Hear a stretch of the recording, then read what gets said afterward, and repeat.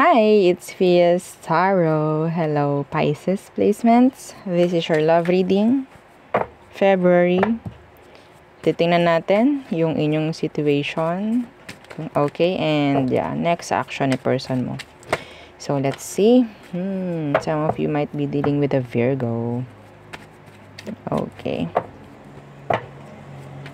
So again, yeah, before tayo mag-start, kung hindi ka pa nakapag-subscribe, please do subscribe and hit the notification bell para lagi po tayo maging updated sa mga mangyayari pa lang. And kung may tanong pagdating sa private reading, just message me sa akin pong FB page for more info. Ganun rin pagdating kay Perception of Light. Okay, and sa mga naghahanap ng healer, si Kuya Dingsi naman po ang i-message. Okay? So, yan po ang kanya-kanya po nilang mga FB pages. And, yeah, if you're interested rin pagdating sa ating mga items. Okay? So, ito yung mga items natin. So, yan sila. Okay. So, meron tayong Evil Eye Protection. Okay. Ring. Necklace. So, ito yung necklace natin. Okay. So, minimalist lang yung kanyang pendant. So, pwede sa, unisex na. Okay? And, yung ating mga bracelet. Meron tayong dalawa na Evil Eye Protection. Okay, so, pagdating sa love. So, ito yung ating bracelet for love. So, kung ikaw ay single, may mga kakonek, lalo na doon sa ang daming issue at ang daming conflict. So, pwede sa'yo to. So, ipoprovide nito yung dapat. Ipoprovide niya kung anong kailangan. Okay, so ganyan po siya, ha? See, this is 7 inches long. Mula dito sa lock hanggang dito sa pinagkakabitan, no? And, yeah, yung ating granter necklace. Yung mahilig magbigay ng surprises. Yes. Okay. So, yung isang nakitang client na nag-order ng ating granter, sabi niya, pagkasuot daw niya, may nag-grant. Okay? Pwede, tawag ito, tungkol sa visa. Okay, tungkol sa visa, yun yung matagal na niyang hinihintay. So, yun, nag-grant kinabukasan. Yun. And, yung isa is, after 1 week. Okay, so yan yung, hindi ko na matandaan yung iba. Hindi ko na makita, hindi ko na mahanap-hanap. Oo, yung mga feedback, hindi namin na ilalagay. Pasensya na yung mga, kasi may mga clients talaga na gusto ipakita yung mga feedbacks nila.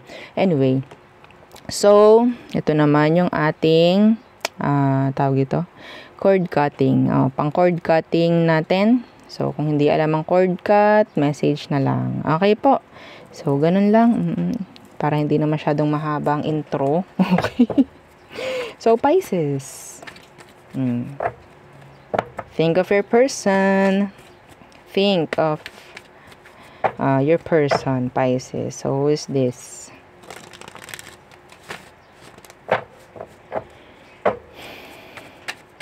Pisces placement. So, who is this person? Okay, the Page of Swords in reversed. Anong meron dyan? Maybe you're keeping tabs on this person. Pwedeng siya din, ganun. May tendency na itong taong ito is parang lahat na lang parang nakita. Parang ganun. Lahat na lang napansin. No, may ganun. Hindi yun para sa lahat, ha. So, what's with this Page of Swords in reversed? The Four of Pentacles. They're holding back communication with you. Yeah. Some of them, they have interest, pero hindi sila nakipag-communicate.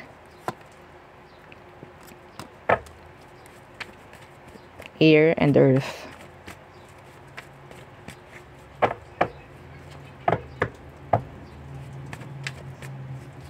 Itong taong to, may chance na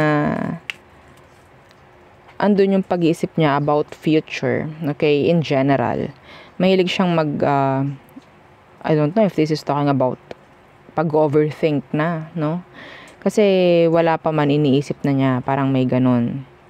Or siguro, lagi lang siyang ready. Lalo na sa finances, lagi lang siyang ready rin. So, that's so specific. Okay, hindi yun para sa lahat. May nakuha lang akong ganun. Lagi siyang ready pagdating sa pera. Mahilig siya mag-ipon. Kasi ayaw niya yung parang hahagilap pa. Okay? Kung saan siya kukuha ng pera in case. Like that. Anyway. Pwede maging vice versa yun dito. Yung energy. So, ano bang situation ninyo, Pisces? Situation. The Nine of Cups in reversed. Okay. And the Wheel of Fortune.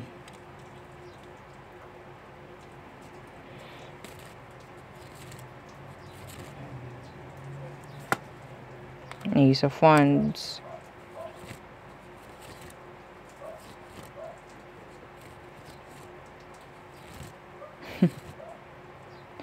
Meron sa situation ninyo na parang hindi pa rin makuha. Okay? Hindi pa rin makuha. I don't know. This is talking about general.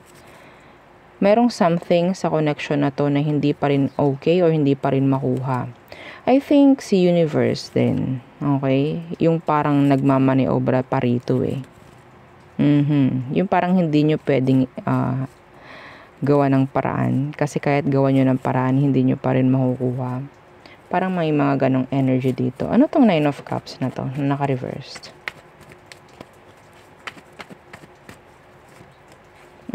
The Three of Cups in reversed. Some of you, this is being together. Okay, I don't know. May chance na may separation for some of you. Okay, so sa situation, may chance na yung pakikipag-ayos or pakikipagbalikan, yung isang, sabihin natin, kulang dito. Sinasabi ni universe, hindi nyo raw kailangan gawa ng paraan. Hindi nyo hold back communication. Hold back. So, kung may nag-hold back rito, gayahin mo na lang din. Okay, hindi mo kailangan gawa ng paraan to. Yeah, the Ace of Cups, Universe, the Eight of Swords. Paano po? Di na sayang. Well, ikaw rin naman ang mapapagod. This is not the right timing para gumawa ng action towards this. Okay? Yeah. The King of Cups. This is you. This is your energy. Ikaw yung may concern talaga dito. Kailan kaya kami magkakaroon ng label? May naririnig akong ganon. Kailan kaya kami magkakaroon ng sabihin naming peace of mind over this situation? Hindi mo raw kailangang gawa ng action or hakbang para maging okay or magkaroon ng alignment.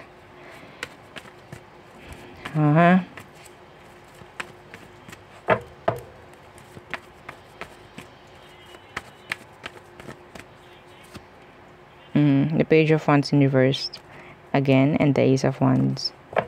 Just go with the flow. Okay? Kung anong meron. Yeah. See? The Sun. Parang si universe naman ang bahala na dito eh. Yun nga lang, kapag si universe na ang bahala, hindi natin talaga, maitali yung kamay natin at hindi tayo matali sa kinauupuan. Gagawa at gagawa ng paraan. Kaya lalong nasasabotahe. Umami na tayo. Okay? So, let's see. Anong emosyon niya for you? Emotion ng taong to. The Two of Pentacles, undecided. Confused. They're juggling. What's with this Two of Pentacles? Yeah. Eight of Cups. The Queen of Cups in reversed. So, meron tayong pair. King and Queen of Cups. So, now, itong taong to, hindi niya rin alam. Okay, see? Hindi niya alam kung ano bang mararamdaman niya sa'yo sa ngayon. O, yan, nalaman mo na. Okay, tapos ikaw na gumagawa ng way. Para maging okay ito. So, ano mangyayari? Ngayong alam mo, yung emosyon niya is uncertain. Unsure. 'Di ba? Ikaw lang mahihirapan.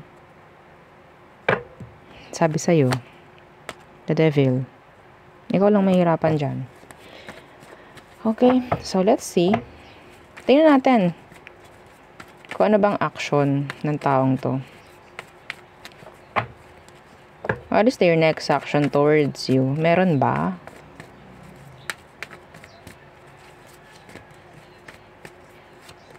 The Three of Swords in reversed. Okay. And so that is talking about clarity. Okay, answers. May chance ng pakikipag-ayos if ever. So, what's with this Three of Swords in reversed? Yeah, the Six of Cups. They will reach out. Told you.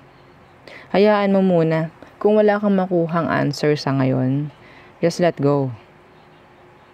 Just let go. Pwede kasi ang hinahanap dito is reconciliation. Kaso nga lang, hindi pa kaya nung isa. Pisces, hindi pa kaya nung person. So, maganda dyan, hayaan mo muna, bitawan mo, focus sa sarili. Nakita natin si Queen of Cups na naka-reverse kanina. That is self-love. Okay? So, I think marirealize din ng taong to na kailangan niya mag-reach out sa'yo eventually.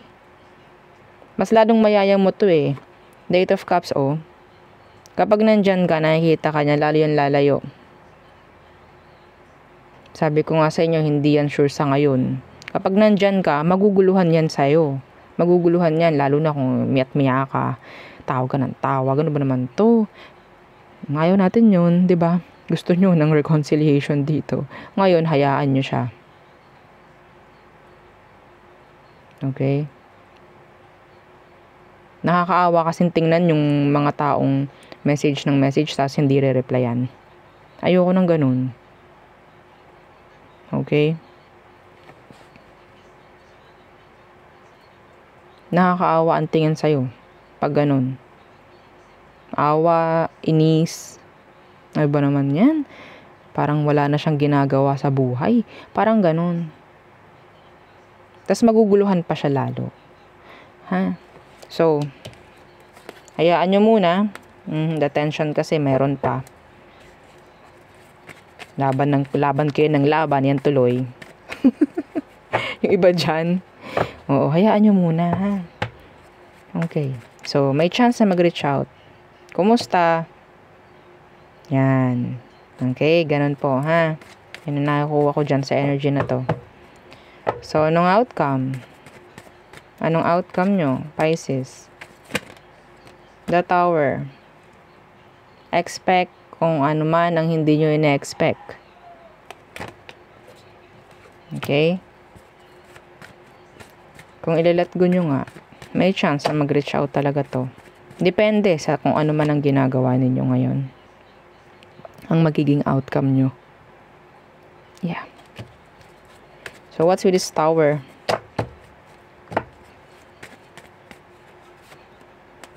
Star. Yeah. Chariot. Healing muna over the situation. Okay? Outcome. Kung anong ina-expect mo. I mean, kung anong hindi mo ina-expect, yun ang mangyayari. Okay? Lalo na sa mga nag-let go na.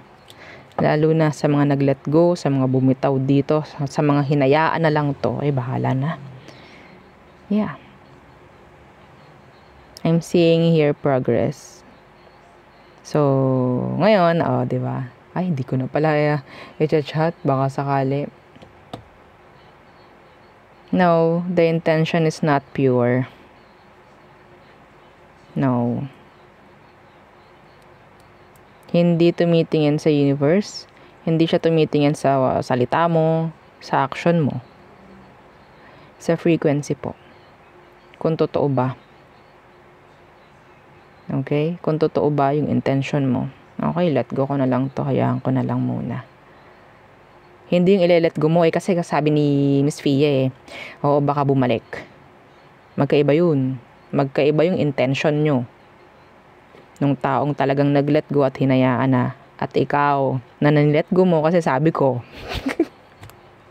Ha? So, yeah.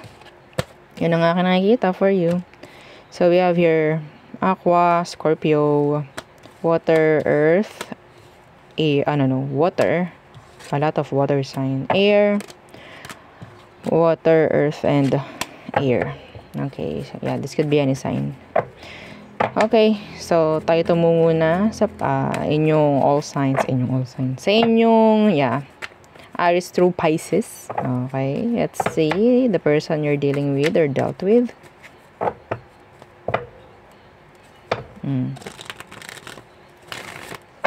Again, don't forget to like, share, and subscribe. Pisces, thank you. Okay. Aries. They want to work things out. They want to fix things. They want to save this. Taurus. May pagmamatigas. Okay. Gemini, they're waiting for you.